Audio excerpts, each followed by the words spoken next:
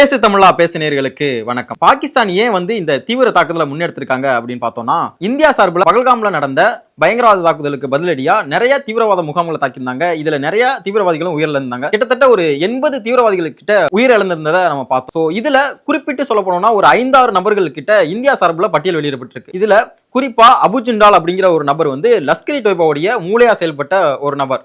So இதை தாண்டி இன்னொரு விஷயம் என்ன அப்படின்னா, ஹபீஸ் அப்துல் அசார் அப்படிங்கிற ஒரு நபருமே கிட்டத்தட்ட மேற்குலக நாடுகளா இருக்கட்டும் நிறைய கண்ட்ரிகள்ல ஒரு தேடப்படும் தீவிரவாதியா தான் அறிவிக்கப்பட்ட நபர்.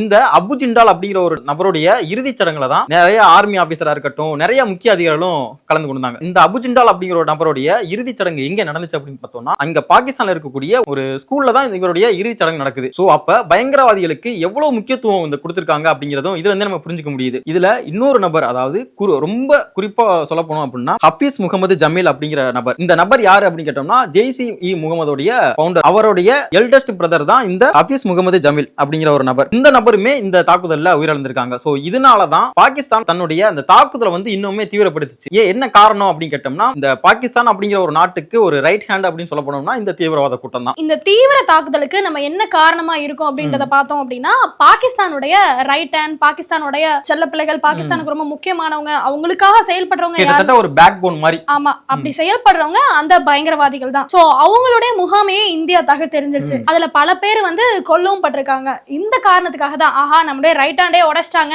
இதுக்கப்புறம் நம்ம எப்படி, இந்தியா மட்டும் இல்ல பல உலக நாடுகளுக்கு இவங்க தான் ஒரு த்ரெட்டா கொடுத்திருக்காங்க. அது மட்டும் இல்லாம பல மேற்குலக நாடுகள்ட்ட இருந்து இவங்களை காரணமா வச்சே ஃபண்ட் எல்லாம் வாங்கிட்டு இருந்தாங்க. இந்த ஃபண்ட் வாங்குற அப்படிங்கிற ஒரு விஷயத்தை அந்த நாட்டினுடைய ராணுவ அமைச்சரே ஒரு நியூஸ் சேனல்ல நேர்காணல் நடந்துட்டு இருக்கும் போது அந்த ராணுவத்துடைய அமைச்சரே பொதுவெளியில ஒத்துக்கிட்டாரு. ஆமா, 30 வருஷமாவே அமெரிக்காவுக்கும் பிரிட்டனுக்கும் நாங்க நிறைய வேலைகள் பார்த்திருக்கோம். அதுல குறிப்பா சொல்ல போனோம் அப்படின்னா இந்த பயங்கரவாத கூட்டத்தை வளர்த்து விட்டதும் ஒண்ணு, அந்த செயலையும் நாங்க பண்ணிருக்கோம் அப்படின்னு சொல்லியிருந்தாரு அந்த நாட்டுடைய ராணுவ அமைச்சர். அதாவது பொதுவெளியில ஒரு நேர்காணல்லே இந்த விஷயத்தை ஒத்துக்கிட்டாங்க. இதுல இருந்தே தெரிஞ்சுக்கலாம் பாகிஸ்தான் கவர்மெண்ட்டும் அங்க இருக்கிற பயங்கரவாதிகளும் எவ்வளவு தொடர்புல இருக்காங்க, எவ்வளவு நெருக்கமா இருக்காங்க, அவங்களுக்கு எவ்வளவு கவர்மெண்ட் எவ்வளவு ஆதரவளிக்கு அப்படிங்கிற ஒரு விஷயத்தை நம்ம இதுல இருந்தே தெரிஞ்சுக்கலாம். ஆமா, இந்த காரணத்துக்காக மட்டும்தான் எனக்கு தெரிஞ்சு இதனாலதான் முழுக்க முழுக்க போர் தீவிரமாயிருக்கு அப்படின்னே எடுத்துக்கலாம்.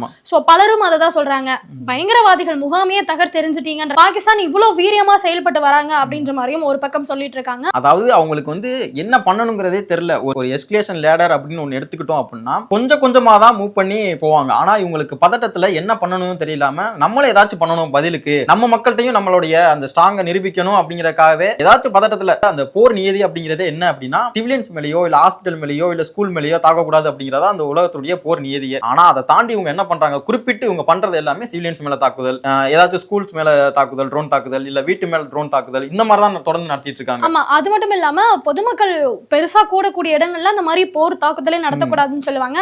ஆனா இவங்க ஹாஸ்பிட்டல் அட்டாக் பண்ணிருக்காங்க. அது மட்டும் இல்லாம ஒரு கோவில், சிவன் கோவில் ஒன்னையும் கூட இவங்க அட்டாக் பண்ணிருக்காங்க. சோ தொடர்ந்து நம்ம என்ன பண்ணோம், அவங்களுடைய பயங்கரவாதிகள் முகாமை மட்டும்தான் அட்டாக் பண்ணோம், அதுல இறந்தது பயங்கரவாதிகள் மட்டும்தான். ஆனா இவங்க நம்ம மக்களை, அதாவது நம்ம அப்பாவி மக்கள், நம்ம பிரஜைகளை மட்டும்தான் தேடி தேடி அட்டாக் பண்றாங்க.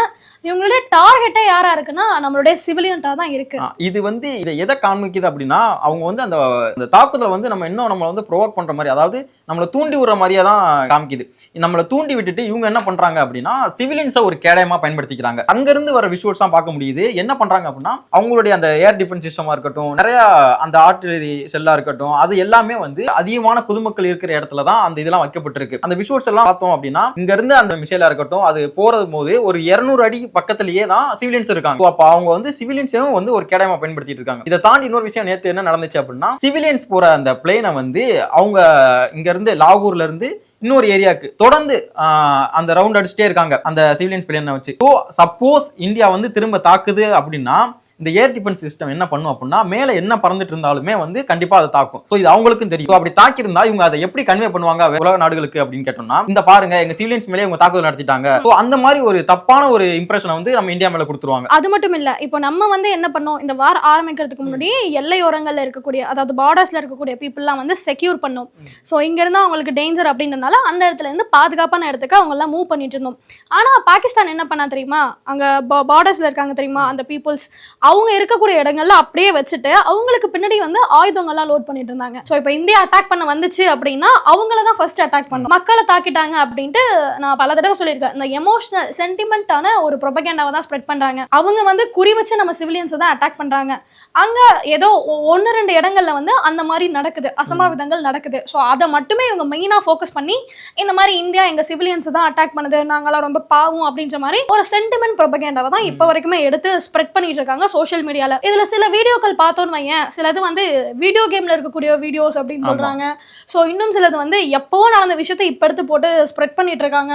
அதாவது ஃபேக் நியூஸை ஸ்ப்ரெட் பண்ணிட்டு இருக்கு பாகிஸ்தான். நாங்க பாவம்ன்ற ஒரு சென்டிமெண்ட் ப்ரொபகேண்டாவை கையில எடுத்துட்டு ஃபேக் நியூஸை ஸ்ப்ரெட் பண்ணிட்டு இருக்கு. ஸோ பாகிஸ்தானோட ரொம்ப முக்கியமான ஏர்பேஸை இந்தியா அட்டாக் பண்ணிருக்கு. ராவல்பிண்டியில இருக்க ஏர்பேஸா இருக்கட்டும், ஈஸ்ட் பஞ்சாப்ல இருக்க ஏர்பேஸா இருக்கட்டும், சாட்வால்ல இருக்கக்கூடிய ஏர்பேஸா இருக்கட்டும், இந்த 3 ஏர்பேஸும் பாகிஸ்தானோட நர்வ்ஸ்னே சொல்லலாம். அவங்களுடைய நர்வ் சிஸ்டத்தையே வந்து பாத்தீங்கன்னா இந்தியா அட்டாக் பண்ணி தாக்க தெரிஞ்சிச்சு. சோ இந்த காரணத்துக்காக கூட இந்தியா மேல பாகிஸ்தான் இந்த மாதிரி தீவிரமா ஒரு வார்க்கு இறங்கிட்டாங்க அப்படின்ற மாதிரி கூட ஒரு ரீசனா சொல்லிட்டு இருக்காங்க. எல்லாருக்குமே எழக்கூடிய விஷயம் என்னன்னா, இவங்க எப்படி எக்கனாமிக்கலா இவங்களை யார் பேக் பண்றா அப்படிங்கிற ஒரு விஷயம் வந்து எல்லாருக்கிட்டயுமே இந்த கேள்வி எழலாம். இப்ப பார்த்தோம் அப்படின்னா பாகிஸ்தான் வந்து பெயில் அவுட் அப்படிங்கிற ஒரு விஷயத்தை வந்து இன்டர்நேஷனல் மானிட்டரி ஃபண்ட் அதாவது IMF கிட்ட கேட்டிருக்காங்க. சோ இதற்கு IMF-மே ஒத்துக்கிட்டு 2.3 பில்லியன் கிட்ட நாங்க தர்றோம் அப்படிங்கிற ஒரு விஷயத்தை சொல்லியிருக்காங்க. ஏன் IMF வந்து இந்த பாகிஸ்தானுக்கு உதவணும் அப்படிங்கிற கேள்வி எழலாம். அதாவது மேற்குலக நாடுகள் எப்பவுமே எதை விரும்பும் அப்படின்னு பார்த்தோம் அப்படின்னா, எல்லா ஒரு கண்ட்ரியுமே வந்து என்கேஜா வச்சுக்கிட்டா மட்டும்தான் இந்த மேற்குலக நாடுகளுக்கு வந்து ஒரு சந்தோஷம், அதுல ஒரு புலாங்கி அடைஞ்சுக்குவாங்க. தான் மட்டும்தான் வளரணும் அப்படிங்கிற அந்த ஒரு மைண்ட் செட் வந்து எல்லா மேற்குலக நாடுகளுக்குமே இருக்கும். என்ன காரணம் அப்படின்னு பார்த்தோம்னா, இந்தியா வந்து இப்போதைக்கு இந்த கொரோனாவுக்கு அடுத்து வர பீரியடா இருக்கட்டும், இப்ப இந்த 2014 இருந்து 2024 வரைக்குமான பீரியடுமே வந்து இந்த நம்மளுடைய எக்கனாமிக்கலா பார்த்தோம்னா நல்ல ஒரு growth தான் அடைஞ்சிருக்கும். ஸோ இதனால மட்டுமே மேற்குலக நாடுகளுக்கு ரொம்ப ஒரு டிஸ்டர்பிங்கான ஒரு இது இருந்துகிட்டே இருந்துச்சு.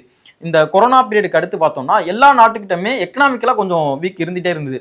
ஆனா இந்தியாவுக்கு அது இல்லை. தொடர்ந்து வந்து அந்த ஜிடிபியா இருக்கட்டும் எல்லாத்துலயுமே வந்து ஒரு சின்ன சின்ன ஒரு இதை எஜ்ஜை எடுத்துக்கிட்டே இருந்தாங்க. இதை விரும்பாத நாடுகள் கூட இதை பண்ணலாம் அப்படிங்கிற ஒரு பேச்சும் போயிட்டு இருக்கு எல்லாருக்கிட்டையுமே. இப்போ இதற்கு தொடர்பு படுத்துற விஷயமா என்ன நடந்திருக்கு அப்படின்னா, இப்போ G7 நாடுகள் சொல்லக்கூடிய இருக்கிற அந்த 7 நாடுகளுமே என்ன பண்ணிருக்காங்க அப்படின்னா, இந்தியா பாகிஸ்தான் இந்த வந்து இதுக்கு மேல போகக்கூடாது, டீஎஸ்கலேட் பண்ணுங்க, அடுத்த நகர்வா எடுத்துட்டு போக கூடாது, இதோடயே இந்த இது நிக்கணும் அப்படிங்கிற ஒரு ஆர்டர் மாதிரி கிட்டத்தட்ட அதை போட்டிருக்காங்க. ஏன் வந்து மேற்குள்ள நாடுகளுக்கு வந்து இந்தியா வந்து ஒரு டிஸ்டர்பிங்கா இருக்கும் அப்படின்னு பார்த்தோம்னா, ஏசியன் கண்ட்ரிலே சைனாக்கு அடுத்ததா இந்தியா தான் வந்து வர்த்தகம் பண்றதுக்கு வந்து நல்ல ஒரு உகந்த கண்ட்ரின்னு சொல்ல போனோம்னா இந்தியா தான். சோ இதை சீர்குலைக்க விதமா ஏதாச்சும் பண்ணியே ஆகணும் அப்படின்னா அதற்கு அண்டை நாடாக கிட்டத்தட்ட எதிரி நாடா இருக்கக்கூடியது ஒண்ணு என்னன்னா பாகிஸ்தான் தான். சோ இவங்க மூலியமா தான் எதா இருந்தாலும் பண்ண முடியும். சோ இதை வந்து இதற்கு முன்னாடியே நம்ம ஃபர்ஸ்டே பேசியிருந்தோம். அந்த நாட்டினுடைய ராணுவத்துறை அமைச்சரே ஒத்துக்கிட்டாரு. பிரிட்டனுக்காகவும் அமெரிக்காவும் தான் நாங்க தீவிரவாதத்தை வந்து வளர்த்தோம் அப்படின்னு ஒத்துக்கிட்டாரு. ஸோ இதையும் இப்ப IMF கொடுக்கக்கூடிய அந்த ஃபண்டையுமே கனெக்ட் பண்ணி பார்த்தா கூட நமக்கு தெரியும் யார் வந்து இவங்களுக்கு எக்கனாமிக்கலா பேக் பண்றா. இவ்வளவு விஷயங்களை நம்ம கனெக்ட் பண்ணி பார்த்தோம் அப்படின்னா IMF தான் வந்து பாகிஸ்தானுக்கு ஃபண்ட் கொடுத்து பாகிஸ்தானுக்கு பேக் போனாவே இருந்திருக்காங்க. இப்ப நான் சொல்ல போற விஷயம் வந்து அதுக்கு பெஸ்ட் எக்ஸாம்பிளா இருக்கும். என்னன்னா May 18, 1971ல பாகிஸ்தானுக்கும் நமக்கும் ஒரு ப்ராப்ளம் வந்துச்சு. அப்பதான் ஈஸ்ட் பாகிஸ்தான் வந்து பங்களாதேஷா மாறுச்சு. அந்த டைம்லயும் கூட IMF தான் வந்து பாகிஸ்தானுக்கு ஃபண்ட் பண்ணிருக்காங்க. அது மட்டும் இல்லாம ஜூலை 29, 1999ல கார்கில் வார் நடந்துச்சு பாத்தீங்களா, அப்பவும் கூட IMF தான் பாகிஸ்தானுக்கு ஃபண்ட் பண்ணி ஒரு பேக் போனாவே இருந்திருக்காங்க. சோ இவ்வளவு விஷயங்கள் நடந்திருக்கு.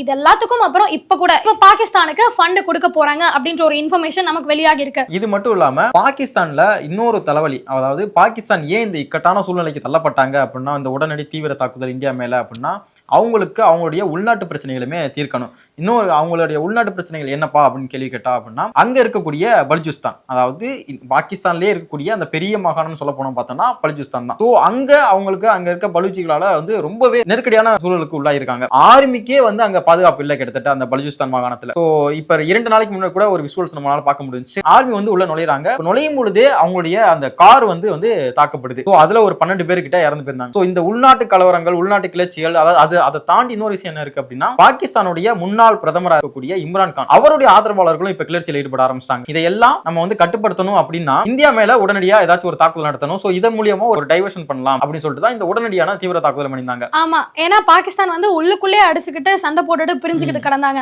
சோ இவங்களை ஒத்துமையாக்கணும் அப்படின்னா, டேய் நமக்கெல்லாம் ஒரே எதிரி இந்தியா தான், அவனை அட்டாக் பண்ணுங்க, நம்ம எல்லாம் வந்து ஒண்ணுக்குள்ள ஒண்ணுடா அப்படின்றத சொல்லணுன்றதுக்காக கூட இந்தியா மேல ஒரு தாக்குதலை நிறுத்தலாம். பாகிஸ்தானுக்கு வெஸ்டர்ன் சைடுல அவங்களுக்கு ஒரு தலைவலி அப்படின்னு அப்படின்னு பார்த்தோம்னா ஆப்கான்ல இருக்கக்கூடிய தாலிபான் அரசு. ஸோ அவங்களுமே வந்து இவங்களுடைய அந்த அளவுக்கான அந்த டச்ல கிடையாதுன்னு தான் சொல்லலாம். நம்ம இந்தியா கூட ஆப்கான் வந்து நல்ல ஒரு டிப்ளமேட்டிக்கா நல்ல ஒரு உறவுல தான் இருக்கும். அதை இதை இவங்க எப்படி வந்து டைவர்ட் பண்றாங்க அப்படின்னா, இன்னைக்கு வந்து பாகிஸ்தான் கவர்மெண்ட் சார்பில் இருந்து ஒரு அறிக்கை வர்றாங்க. அதாவது இந்தியன் மிசைல் வந்து ஆப்கான் டெரிட்டரியை வந்து டேமேஜ் பண்ணிருச்சு, சோ அவங்க இந்தியா வந்து உங்களையும் தாக்குறாங்க அப்படிங்கிற மாதிரி ஒரு டைவர்ஷன் பண்றாங்க. ஆப்கான்ல இருக்கக்கூடிய டிஃபென்ஸ் மினிஸ்ட்ரியோட ஸ்போக் பர்சன் இனயத்துல்லா அப்படிங்கிற நபர் என்ன சொல்லியிருக்காரு அப்படின்னா, அந்த மாதிரி எந்த ஒரு இந்தியாவுடைய மிசைலுமே வந்து எங்களை தாக்கல, எதுவுமே ஹிட் பண்ணல, நீங்களா வந்து சும்மா ஒரு கதை கட்டிட்டு இருக்காதீங்க அப்படிங்கிற மாதிரி ஒரு ஸ்டேட்மெண்ட்டையும் வெளியில விட்டுருக்காங்க. சோ இதுல இருந்து என்ன தெரியுது அப்படின்னா, இந்தியா கூட யாரெல்லாம் டிப்ளமேட்டிக்கா ஒரு நல்ல உறவுல இருக்காங்களோ அவங்களை எல்லாம் திருப்பிட்டா இந்தியாக்கு எதிராக எல்லா நாடுகளையும் திருப்பிடலாம். இந்தியா தான் வந்து பாகிஸ்தான் மேல தாக்குதல் நடக்குது, இந்தியா தான் இதை வந்து ஃபர்ஸ்ட் ஆரம்பிச்சிச்சு அப்படிங்கிற மாதிரி ஒரு டைவர்ட் பண்ணிடலாம் அப்படின்னு நினைச்சிட்டு இருக்காங்க. ஆனா உலக நாடுகள் எல்லாருக்குமே தெரியும் இது ஆரம்பிச்சது பாகிஸ்தான் தான். பாகிஸ்தான் சைடுல இருந்து தான் முதல்ல தாக்குதல் நடத்தப்பட்டது அப்படிங்கிறது உலக நாடுகள் எல்லாருக்குமே நம்மளுடைய ஃபாரின் மினிஸ்டரான ஜெய்சங்கரும் ஃபாரின் செக்ரட்டரியான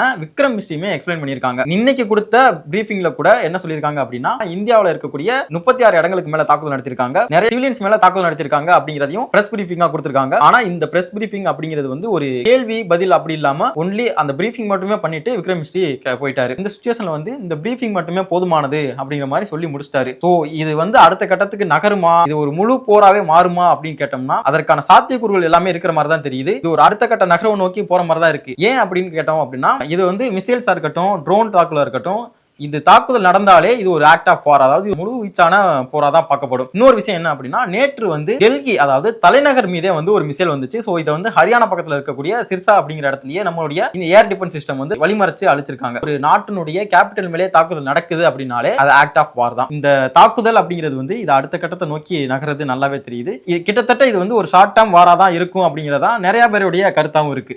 இவ்வளவு விஷயங்கள் நடந்துட்டு இருக்கு. இன்னைக்கு நம்முடைய பாரத பிரதமர் வந்து முப்படைகளுடைய தளபதிகளை கூப்பிட்டு நேர்ல சந்திச்சு ஆலோசனை நடத்திருக்காரு. அது மட்டும் இல்லாம அஜித் தோவாலை கூப்பிட்டு ஆலோசனை நடத்திருக்காரு. சோ இந்த மாதிரி ஆலோசனைகள் நடந்துட்டே இருக்கிறது நமக்கு எதை குறிக்குது அப்படின்னா, கண்டிப்பா இது அடுத்த கட்டத்தை நோக்கி நகரதான் போகுது, இது பாகிஸ்தானுக்கான தக்க பதிலடியா இருக்கதான் போகுது அப்படின்றத சிம்பாலிக்கா சொல்ற விதமா தான் இந்த ஆக்ஷன்ஸ் எல்லாமே இருக்கு. சோ நம்ம வந்து நம்மளால போயிட்டு பார்டர்ல ஃபைட் பண்ண முடியாது, இங்க இருந்துட்டு அவங்க இது பண்ணிட்டாங்கன்னு கண்ணாபரான கமெண்ட்ஸ் எதுவுமே போடாம நம்மளுடைய ஆர்மி மேன்ஸ்க்காகவும் நம்மளுடைய தேசத்துக்காகவும் அவங்க பக்கம் நிக்கிறது தான் நம்ம பண்ணக்கூடிய ஒரே நல்ல விஷயங்களா இருக்கும். சோ கண்ணாபண்ணான ஃபேக் நியூஸஸ் ஸ்ப்ரெட் பண்றது, நெகட்டிவ் கமெண்ட்ஸ் ஸ்ப்ரெட் பண்றதுன்னு இல்லாம பாரதம் பக்கம் துணை நிற்போம்.